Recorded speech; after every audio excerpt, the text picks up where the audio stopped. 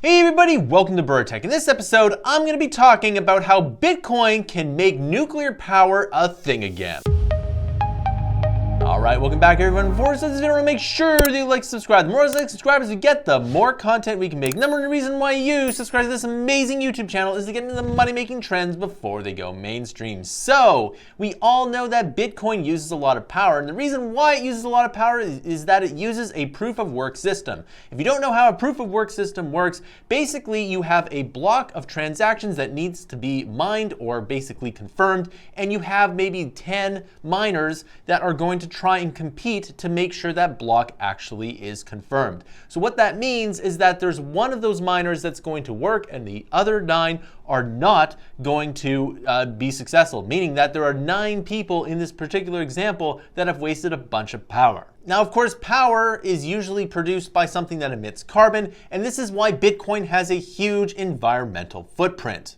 So the other way to do this with newer blockchains is to do proof of stake. And the way that this works is that somebody does do the transaction, but if they get it right, then they get rewarded a little bit of that coin. And if they get it wrong, what they do is they put up some money and they stake it.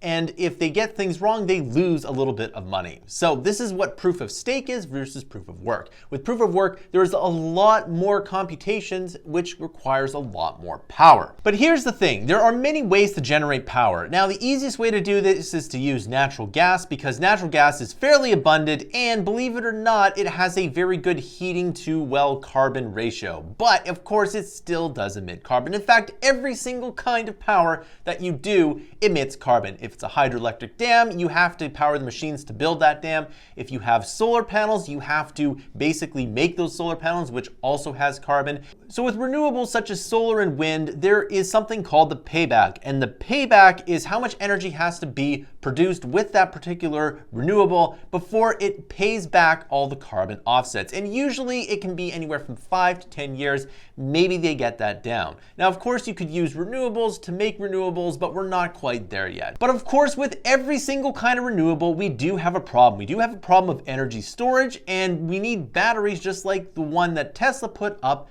in Australia, but that's a story for a different time. The point is that renewables aren't as reliable as, let's say, other types of plants, but there is a kind of power that we've been using for a very long time that is very reliable and is fairly green, and that is, of course, nuclear power. Now, of course, when everyone thinks of nuclear power, they think of the atomic bomb, or they think of the more recent Fukushima, which had some very big design flaws that absolutely didn't work. In fact, Japan has been going back to coal-fired power plants because it hasn't really started up its nuclear power plants again. And this is a huge problem. The point is that there have been some disasters in nuclear power plants, but there have been disasters in other types of power plants too. So this is things like hydroelectric dams overflowing, wind turbines combusting, and you even had fires at other types of power plants as well. The point is that every single kind of power is going to have problems. So the other thing about nuclear power is that a lot of the power plants are really old. They've been built in the 40s, 50s, and 60s, and that is quite a long time ago. And the thing is that that is very old technology. I would hazard a guess that very few things in your life are from that time period. So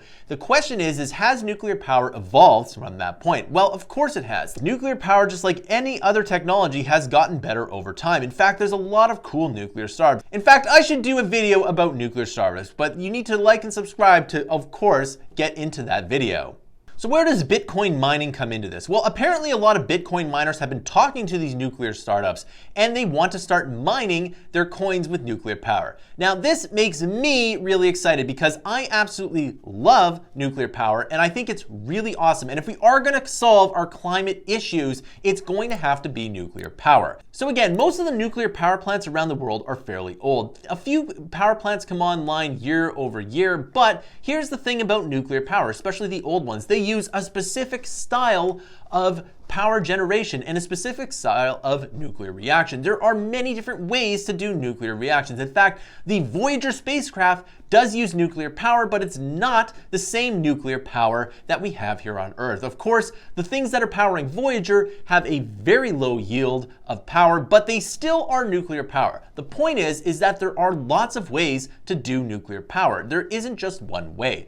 But all jokes aside, CANDU reactors do not require enriched uranium as a fuel source. And this is amazing because it takes a lot of time and energy to enrich that uranium in the style of US nuclear reactors. So if we built a lot of CANDU reactors around, it would be a very good thing. In fact, I would hope that Bitcoin miners are talking to CANDU to perhaps make a reactor for them. So most nuclear reactors use uranium, and if you've been looking at the price of uranium, it has been skyrocketing. And the reason is that perhaps nuclear is going to be the fuel source that takes us out of climate change, because I really don't see any other way other than solar. And even with solar, we do need nuclear reactors because there's going to be so much demand for EVs. But again, that's a story for a different time. So there are other fuel sources that you can use. One of the best examples of this is thorium, and believe it or not, thorium reactors were considered an alternative to the nuclear reactor, but it was mothballed for, well, basically reasons. But there have been interest in renewing thorium as a fuel source, and this is really exciting because thorium is a lot more abundant than uranium. In fact, uranium is actually extremely rare. It's about as rare as platinum, which is again quite rare. So if we could use thorium, thorium would be a very good fuel source to use because guess what? There's a lot of thorium on the moon and on Mars, and what this means is that you can use those nuclear reactors not only on the moon or on Mars. And this is why I think Tesla should get into the nuclear game. Because if any company wants to go to the moon and Mars, it's Tesla, and nuclear power is very good. Now, whether or not these nuclear power plants would work well in a lower gravity situation, well, if they do or don't, please let me know. I actually don't know the answer to that. But nevertheless, again, there are multiple ways to do nuclear power, and Bitcoin, since it's so environmentally intensive, it will probably foster nuclear development, which is absolutely good. Now, there's a huge hurdle in the way, and the hurdle is, of course, government regulation, because it takes a lot of time to build a nuclear power plant, and of course, for good reason. You don't want a nuclear power plant or any power plant to explode for any given reason. Now, the other thing about nuclear reactors is the size. I think everyone knows the Simpsons nuclear reactors where they have those big columns of steam. Those are pretty big reactors, but you can make smaller, more modular reactors, and these are some of the reactors that not only Bill Gates wants to see, but a lot of other startups are actually trying to provide. And perhaps one of these Bitcoin mining companies could buy one of these smaller reactors, put it in a field where basically nobody is, and they can go mine their Bitcoin willy-nilly.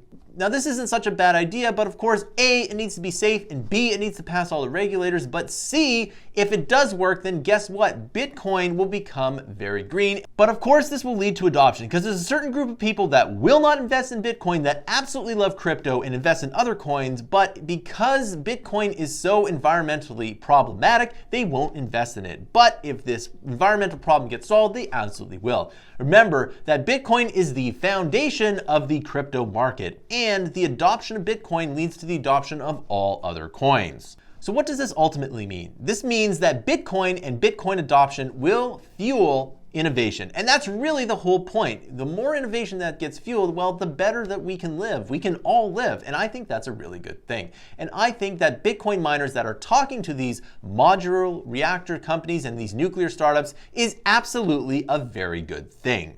All right, so that concludes this video. I want to know your thoughts about nuclear power in general, and if you're one of those people that like Bitcoin but will not invest in it because it is environmentally problematic. Remember that this channel is doing patrons and we sell digital products. The more we get with the content that you buy below, the more content we can make. Thanks for watching, and I'll see you in another video.